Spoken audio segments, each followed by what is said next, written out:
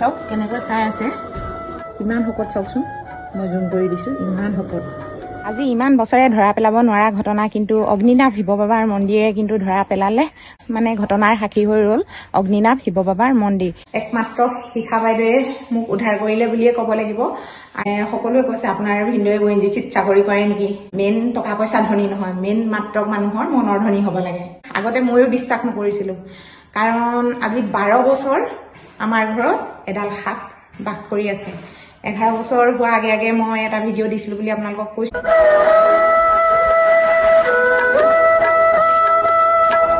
তুমি কি কৰিছা এয়া এই তুলসী ভেটিটো মচি লওঁ বুলি ভাবিছোঁ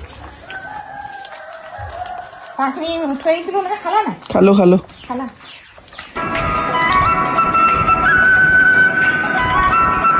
ভিডিঅ'টো আৰম্ভ কৰি দিওঁ ইয়াৰ পৰাই অসমীয়া বোৱাৰী চেনেলৰ হৈ মই সুৰভিয়ে নতুন এটি ভিডিঅ' মাজলৈ সকলোকে স্বাগতম জনালোঁ ধুনুৱে ৰ'দত নাথাকে বোলে হেৰি মই ভিডিঅ' অকণমান কৰি দিবলৈ কলত কৈছে কি বোলে মই বোলে বাহিৰত থাকিলে ক'লা হৈ যাম পাই বোলে মই বোলো বাহিৰত থাকিলে ক'লা হয় নি বোলো আজি ধুনুৱে খাব বোলে কি নেপালী পিঠা আজি ইমান বছৰে ধৰা পেলাব নোৱাৰা ঘটনা কিন্তু অগ্নিনাভ শিৱ বাবাৰ মন্দিৰে কিন্তু ধৰা পেলালে বন্ধুসকল বিৰল মানে ঘটনাৰ সাক্ষী হৈ ৰ'ল অগ্নিনাভ শিৱ বাবাৰ মন্দিৰ মই এইটো কাৰণতে কৈছোঁ আজি 12 বছৰ ধৰি আমাৰ ঘৰত সাপডাল আছিল আৰু সেই সাপডাল কি কাৰণেনো আছিল কিয় থাকে আৰু কিয় আমাৰ বাউণ্ডেৰীখনত ঘূৰি ফুৰে কি কাৰণে ঘূৰি ফুৰে আজি সকলোখিনি আপোনালোকৰ আগত খুলি কৈ দিম আপোনালোকে ভিডিঅ'টো প্ৰথমৰ পৰা শেষলৈকে চাব বুলি আশা ৰাখিলোঁ যদিহে ভাল লাগে তেতিয়াহ'লে লাইক কৰিব শ্বেয়াৰ কৰিব কমেণ্ট কৰিব আগলৈ যোৱাত অকণমান সহায় কৰে যেন আৰু ভিডিঅ' মই কি কাৰণে বনাইছিলোঁ অহা ভিডিঅ'টোত আপোনালোকক জনাম সকলোখিনি কথা ক'ম এতিয়া মোৰ মানে অলপ মছলা ভাজিবলৈ আছিলে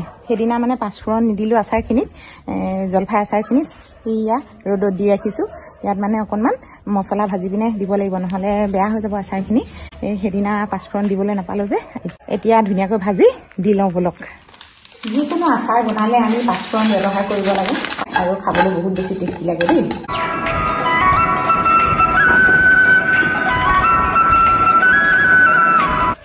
কোনমানো টেকেট কেতিয়া কৰিবা পৰহিলে মানে কৰিম চাগে পৰহিলৈ হেৰি পিঠা ক'ত খাইছিলা বুলি কৈছিলা কি এইটো নেপালী পিঠা নেপালী পিঠা ক'ত খাইছিলা সোণাপুৰ আজি বোলে আমাৰ ধুনুৱে নেপালী পিঠা খাব তাকে মোক বনাবলৈ কৈছে আৰু এতিয়া এই মছলাখিনি অলপ দি ল'লোঁ পাঁচফোৰণখিনি দিলে কিন্তু বহুত ধুনীয়া লাগে আচাৰখিনি খাই কালাৰটো চাওকচোন কি ধুনীয়া হৈ পৰিলে দেখাই দেখোন কি ধুনীয়া হ'ল নতুন আজি ধুনীয়া হৈছে আকৌ 2-3 দিনত বহুত ধুনীয়া হৈ পৰে আৰু আজি বৈয়ামত ভৰাব লাগিব এনেকৈ থাকক এতিয়া কিন্তু অলপ উখোৱা চাউল লৈছোঁ উখোৱা চাউলৰ মানে নেপালী পিঠা বনাবলৈ বহুত বেছি ভাল হয় আৰু এনেকৈ অলপ সময় ধৰি তিয়াই থ'ব লাগিব আৰু এতিয়া লৈছোঁ মোৰ কাৰণে অলপ বইল ভাত বনাওঁ বুলি সেই দাইল আলু এনেকৈ কাটি লৈছোঁ আৰু এইফালে বনাই আছোঁ ধুনুৰ কাৰণে মাছ বনাই আছোঁ মানে সেই ধুনুৱে মাছ খাব মই মাছ নাখাওঁ আৰু এয়া চাওক এইয়া দেখিছেনে এইবোৰ কি মাছ হয় জানেনে ওৰাং মাছ বনাই আছোঁ দেই এতিয়া ভাত পানী ৰন্ধা হৈ গৈছে এয়া চাওক এতিয়া মই লৈছোঁ পিঠাখিনি খুন্দিবৰ কাৰণে দেই এই পিঠাখিনি মিক্সিকত খুন্দিলোঁ আৰু কেনেকৈ খুন্দিছোঁ আপোনালোকক অকণমান দেখুৱাই দিওঁ বাৰু অলপ মানে মিক্সিকৰ বাতিটোত পানী ল'লোঁ আৰু চাউলখিনি দি এনেধৰণে খুন্দিলোঁ দেই মই চালিবলৈ বা হেৰি কৰিবলৈ লোৱা নাই আৰু এনেকৈ খুন্দি পিঠাখিনি ল'লোঁ আৰু এইখিনি হৈছে গুড় আৰু এইখিনি চুজি এনেকৈ যদি মিক্স কৰি অলপ দেৰি ৰাখি থ'লে বহুত ধুনীয়া হয় পালোহি মই ৰাস্তাত এইটো কাৰণতে আহিছোঁ যে নৈখনৰ ওচৰলৈ যাওঁ তাত নৈ আছে আমাৰ ইয়াত মানে পলিথিনটোত অলপ মোৰ পুৰণা ফটো আছিলে ফটো মানে আৰু এনেকুৱা ভগৱানৰ ফটো কিছুমান আছিল তাকে উটুৱাই থৈ আহিলোঁ আৰু আমাৰ এইফালে চাওক পথাৰৰ নিচিনাই হৈ আছে আৰু পৰিৱেশ এতিয়া বৰ বেছিকৈ মানে ইয়াত মানুহ নাই এইডোখৰ একেবাৰে মানে পথাৰৰ দৰে দেই পৰিৱেশটো আৰু আহিছে মোৰ লগত বাবলি পিকু তিনিওটা আহিছে ধুনুক কৈছোঁ গা ধুবলৈ জানো ধুনুৱে ধুৱে নে নুধুৱে এতিয়া গা তাকে বহুত এলাহ কৰিছে ঘৰলৈ অহাৰ লগে লগে মানে এতিয়া পাইছোঁহি নৈখনৰ ওচৰ বোলে পুৰণা মূৰ্তি ফটো এইবিলাক বোলে ঘৰৰ ভিতৰত থাকিব নাপায় অশুভ বুলি মনা যায় সেই গতিকে লৈ পেলাই দিওঁ যিকোনো পুৰণা ফটো আৰু এয়া পালোহি এতিয়া মই নৈখনৰ ওচৰ নৈ কিন্তু আমাৰ শুকালে দেই বন্ধুসকল নৈখন চাওক এইয়া এইখন হৈছে কিন্তু দৰিকা নৈ দেই আগতে ইয়াত আমি মাছ ধৰিবলৈ আহোঁ অকণ, এতিয়া কিন্তু নধৰোঁ, ভয় লাগে মানে এতিয়া বেলেগ পৰিৱেশটো অলপ বেলেগ হ'ল গতিকেলৈ নধৰোঁ। এইটো চাইডে গৈ এনেকৈ দি এইটো চাইডে অকণমান খা হৈ তেনেকৈ নৈত উটুৱাই থৈ আহিলোঁ দেই। সেইবিলাক বাৰু আপোনালোকক নেদেখালোঁ। আৰু এজোপা চাওক গছ কিমান ডাঙৰ গছ দেখিছে ন, নৈ কিনাৰত গছ গছনি থাকিব লাগে। এইবিলাক কিন্তু নতুনকৈ কলপুলি ৰুইছে, বহুত ভাল কাম কৰিছে। কিন্তু যদি মথাউৰি কিনাৰে কিনাৰে এনেকৈ যদি কলপুলি ৰুই দিয়া হয় নহয়, পৰিৱেশ বহুত ধুনীয়া হ'ব। ঘৰলৈ যাওঁ আৰু ভাত খাব লাগিব। এতিয়া ভাত খোৱাৰ সময় হৈ গ'ল যে। এয়া চাওকচোন এটা বহুত ধুনীয়া এটা ফুল দেখি থৈ গৈছোঁ, কি মেটেকা ফুল। এইপা চাওকচোন কি ডাঙৰ দেখিছেনে, এইপা সঁচাকৈ ভাল লাগিছে দেখিবলৈ। বলক বহুত আছে কিন্তু কিনাৰে কিনাৰে এইবিলাক বহুত আছে মেটেকা ফুল দেই। এয়া চাওক এইবিলাক বোলে খায়, মই কিন্তু নাজানো দেই, ভাজিব মেলিব খাব, এদিন খাই চাব লাগিব। কিন্তু এইবিলাক বহুতো লোকে খায় কিন্তু মেটেকা ফুল সিজাই। লাজ কৰে দেখিছেনে, ফটোত উঠিবলৈ কেমেৰাত উঠিবলৈ সাংঘাতিক লাজ কৰে। আৰু ঘৰা গা ধোৱা গৈ যাওঁ।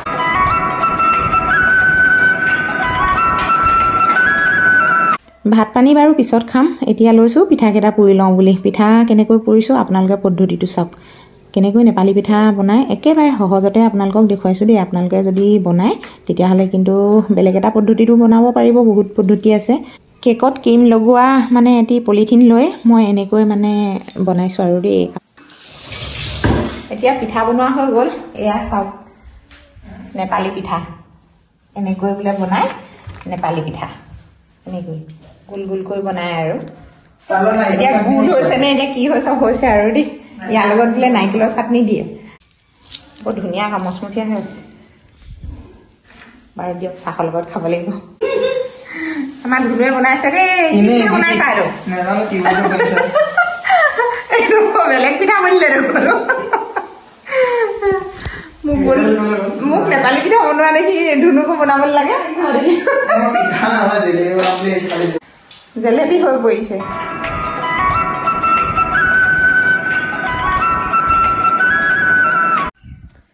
এতিয়া আহিলোঁ ওপৰলৈ এইটো কাৰণে আহিলোঁ, তলত ধুনুৱে মানে টিভি চাই আছে। চাউণ্ডটো মানে ভিডিঅ'ত উঠিব বুলিয়ে ওপৰলৈ গুচি আহিলোঁ। আপোনালোকে সকলোৱে সুধি আছে ধুনুৱে কি পঢ়িছে, আৰু কিছুমানে লিখিছে আপোনাৰ ল'ৰাই কি পঢ়ি আছে। বহুতৰে প্ৰশ্ন বাৰু দিয়ক আপোনালোকক কৈ দিছোঁ, ধুনুৱে BTech কম্পিউটাৰ ছায়েন্স ইঞ্জিনিয়াৰিং পঢ়ি আছে দেই। বাৰু বহুত দিন হোৱা নাই, তাক এবাৰ হায়াৰ ছেকেণ্ডেৰী পাছ কৰাই পিনে সেই গুৱাহাটীত দিয়া হ'ল এডমিশ্যন, আৰু তাতে ল'লে। আৰু এতিয়া আপোনালোকে আমাৰ মানে ওপৰৰ পৰা আমাৰ আগফালখন চাওকচোন, ইমান ৰ'দ দিছে, চকুৰে একেবাৰে মনিব পৰা নাই দেই। এইখিতে মই মানে বিস্কুট চিস্কুট দিওঁ এই চৰাইৰ কাৰণে, ইয়াতে খায়।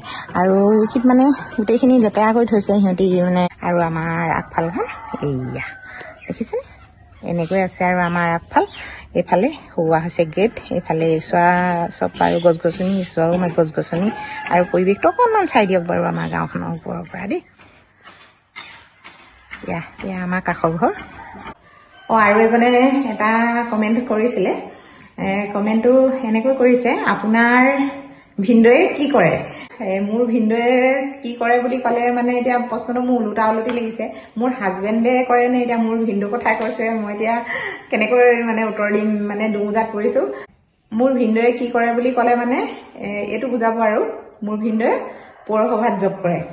তাৰপিছত মোৰ হাজবেণ্ডে কি কৰে বুলি ক'লে মানে এইটো বুজাব আৰু, মোৰ হাজবেণ্ডে একো নকৰে, ব্যৱসায়ত জড়িত দেই। আমাৰ তেনেকৈ জব চব নাই, গতিকেলৈ আপোনালোকক ক'লোঁ। আপোনালোকক মই কৈছিলোঁ যে অগ্নিনাভ বাবা শিৱ মন্দিৰ বিৰল ঘটনাৰ সাক্ষী হৈ ৰ'ল বুলি।